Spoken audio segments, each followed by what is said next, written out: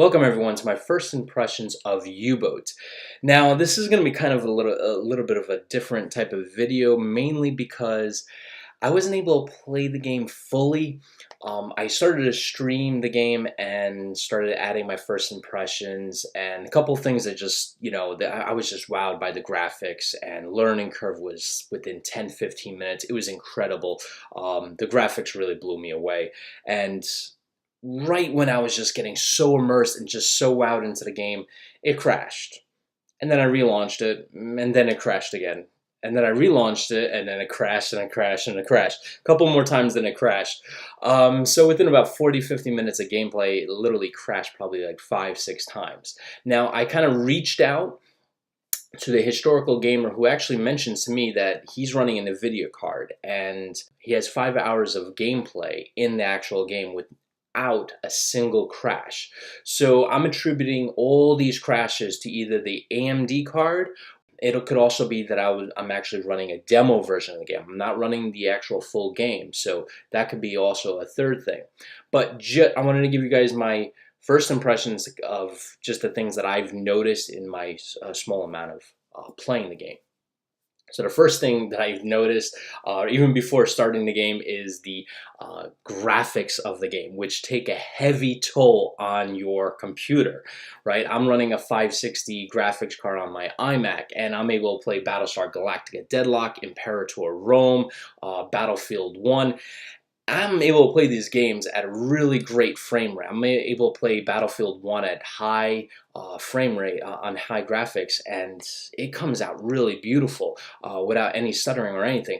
This game sucks in a lot of graphical horsepower. You need to get some kind of good graphics and a good flow of the game. You need at least a 1060, if not higher, in terms of an NVIDIA graphics card. So just bear that in mind before you play the game or before you buy the game.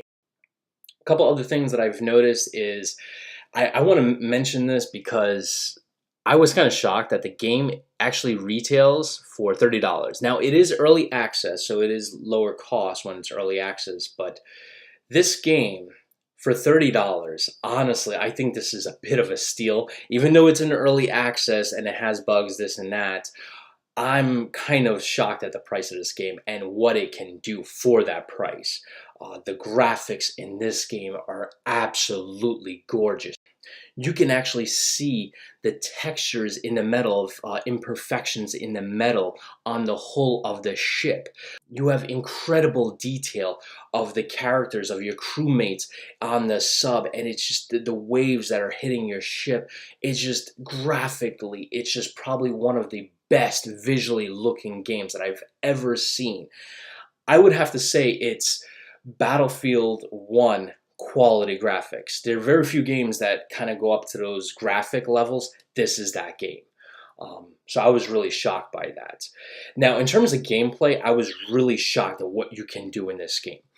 In this game, you can actually go in as a first person and kind of go through every compartment in your sub, and it's so immersive because the graphics and your crew kind of doing their normal day-to-day kind of things.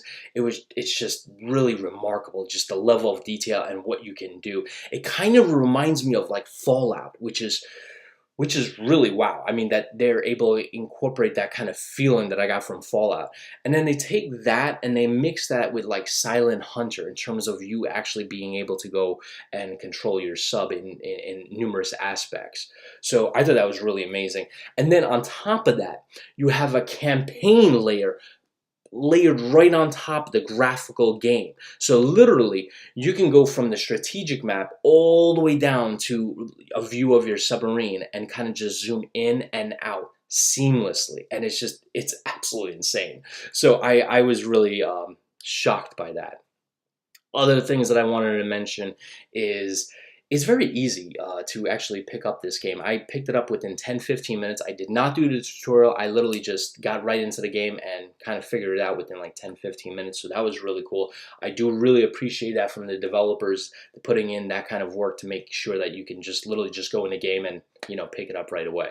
Like a little thing like the WASD keys being mapped. And believe it or not, there's some games that still are released today that don't actually have those keys mapped, which is Kind of surprising.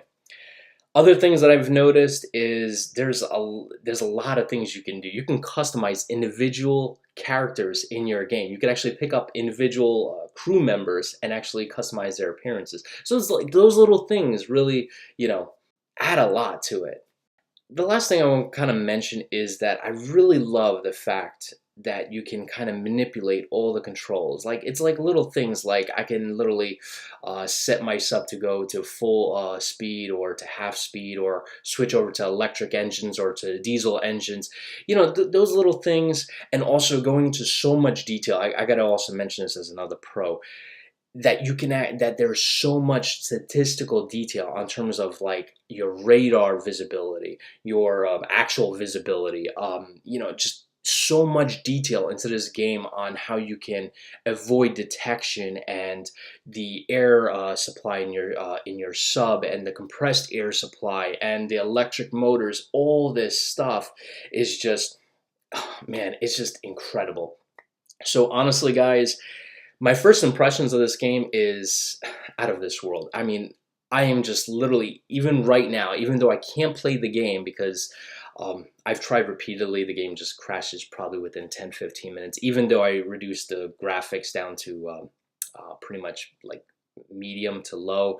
Even at 720p, I barely can run the game for more than a couple of minutes. But even with that, I am still just still motivated about this game. I'm still like just really in awe of this game. So big props to the developer, because even though I can't play the game, I'm still motivated about it. I'm still thinking in my head, I'm like, all right, there's got to be a way I can get and play this game. And I know some of you guys are probably saying, well, you should just buy yourself a tower and then build a PC game and run Windows. And what I respond with is, to each his own. I like things on this side of the fence, and I've used DOS and I've used Windows since the 90s. I even worked for Microsoft and I've worked for Apple, and I like it on this side of the fence. And to each his own. And I'm just not going to go any further than that because I don't want to have comments just go down the list. But yeah, anyway, so guys, if you're kind of like hesitating, should I get this game?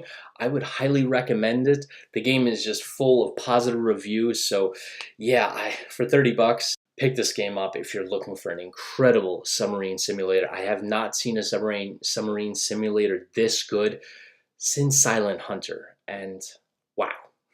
Anyway, guys, I hope you guys enjoy this first impressions. Catch you guys in the next one.